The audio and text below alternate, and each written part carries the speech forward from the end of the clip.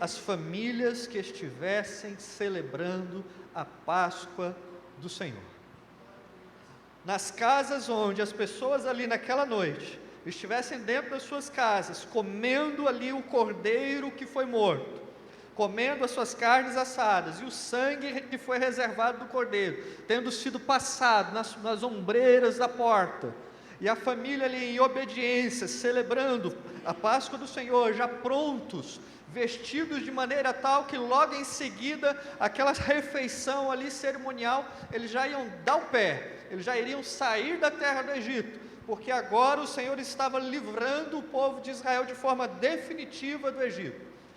Nessas casas, dentro dessas famílias que estavam ali celebrando a Páscoa do Senhor, o juízo de Deus não tocaria. O juízo de Deus vem sobre toda a terra dos egípcios. Obviamente os egípcios não celebraram a Páscoa ao Senhor. Obviamente apenas as casas dos israelitas, dos judeus, dos hebreus, celebraram esta festa ao Senhor. Mas nas casas dos egípcios eles não criam no Deus de Israel, eles não criam no Deus de Abraão, de Isaac e Jacó, eles criam nos seus próprios deuses, lá no seu panteão, na sua diversidade de divindades. E agora então, na casa de cada egípcio, de cada família egípcia, a 10ª praga atinge e tira ali a vida então do filho primogênito, do primeiro filho de cada família. Aí, amados, a Páscoa ao Senhor, no Antigo Testamento, em todo o Antigo Testamento, começando aqui em Êxodo 12, ela é um marco para a história do povo judeu, porque ela celebra uma libertação. Só que nesse caso em particular, no Antigo Testamento do povo judeu, o povo judeu está celebrando uma libertação de uma escravidão humana, de um jugo humano. A Páscoa aqui no Antigo Testamento, que deveria ser então celebrada ano a ano pelo povo judeu, e aí então os pais teriam a oportunidade de contar a história do seu povo aos filhos, e ali transmitir essa história aos filhos, de como o Senhor Deus, o Deus de Abraão, de Isaac e Jacó, livrou seus antepassados da escravidão do Egito. Esse era o objetivo da Páscoa para os judeus, uma libertação, agora a celebração de uma libertação de um jugo humano, de uma nação por outra.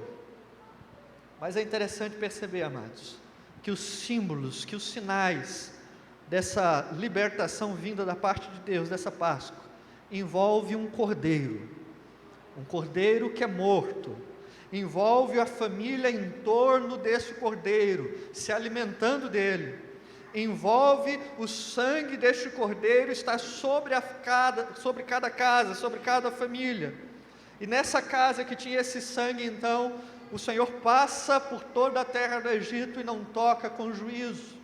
Ali há a graça, a manifestação da graça de Deus, do favor imerecido de Deus, não tocando naquelas famílias.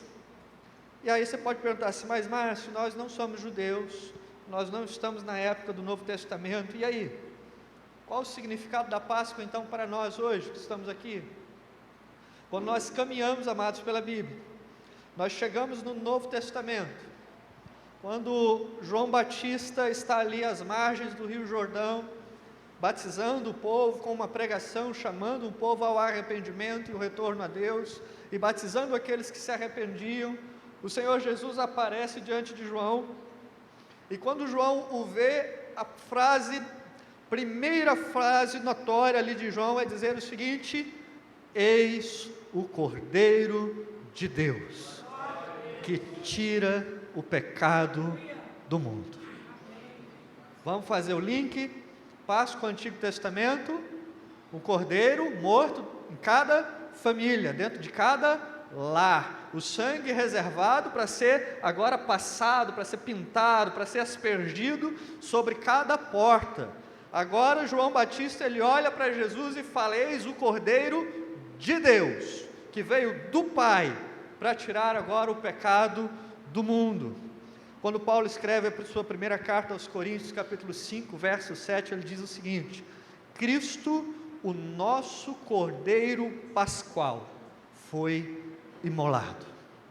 Cristo, o nosso Cordeiro Pascal, foi sacrificado, foi morto em nosso lugar, em nosso favor. Irmãos, quando nós chegamos, se você puder abrir a sua Bíblia em Mateus capítulo 26, aí chegamos no Novo Testamento, Evangelho de Mateus capítulo 26, verso 17, aí você mantém sua Bíblia aberta aí. Mateus 26, verso 17 diz assim: no primeiro dia da festa dos pães asmos, vieram os discípulos a Jesus e lhe perguntaram: onde queres que te façamos os preparativos para comeres a Páscoa? Irmãos, a Páscoa, em meio aos judeus, desde o Antigo Testamento, eles comemoravam durante toda uma semana. Era uma festividade que envolvia toda uma semana.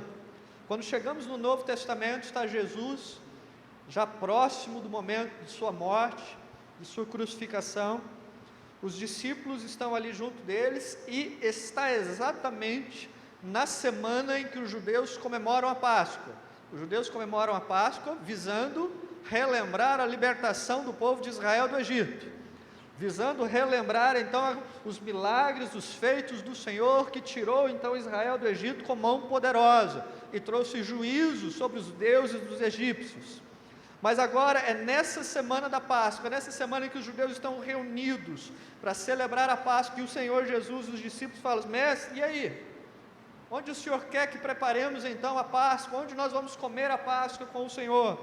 E aí vire a página da sua Bíblia, chegue no verso 26, diz assim: e enquanto comiam, é Mateus 26, 26, enquanto comiam, tomou Jesus um pão e abençoando, partiu e deu aos seus discípulos, dizendo: tomai e comei, isto é meu corpo. A seguir tomou um cálice e tendo dado graças, o deu aos seus discípulos, dizendo: bebei dele todos, porque isto é meu sangue, o sangue da nova aliança, derramado em favor de muitos, para a remissão de pecados. Irmãos, os irmãos entendem o que está acontecendo? Está na semana da festividade da Páscoa pelos judeus, eles estão celebrando